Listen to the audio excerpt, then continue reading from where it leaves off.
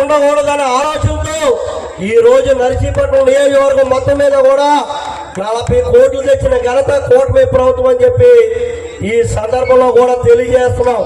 ఈ రోజు మీకు తెలుసు, ఇదే ఎరకనపాలెంలో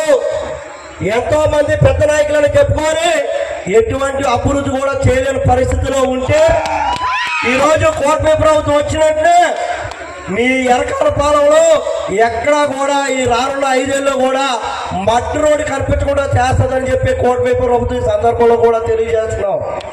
ఈరోజు ప్రత్యేకంగా కూడా మీకు చెప్పాల్సిన ఉంది, గత ప్రభుత్వంలో కనీసం పంచాయతీలో డ్రైనేజీ తీయలేని పరిస్థితిలో ఉంటే ఈరోజు ఈ ఎరకనపాలెంలో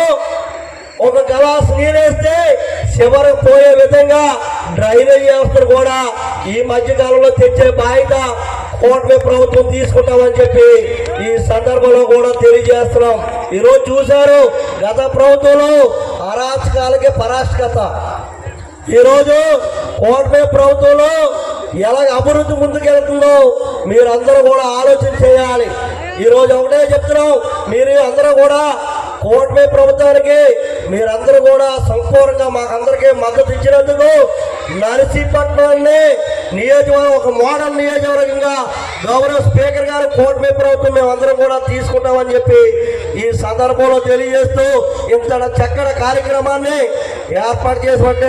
రమణ గారికి, గోవింద్ గారికి, అయ్యన్న పాత్ర గారి తరఫున, నా తరఫున మీ అందరికీ కూడా ప్రత్యేక ధన్యవాదాలు తెలుపుకుంటూ ఇంత చక్కటి అవకాశాన్ని ఈ రమణ గారు మాకు అవకాశం కల్పించినందుకు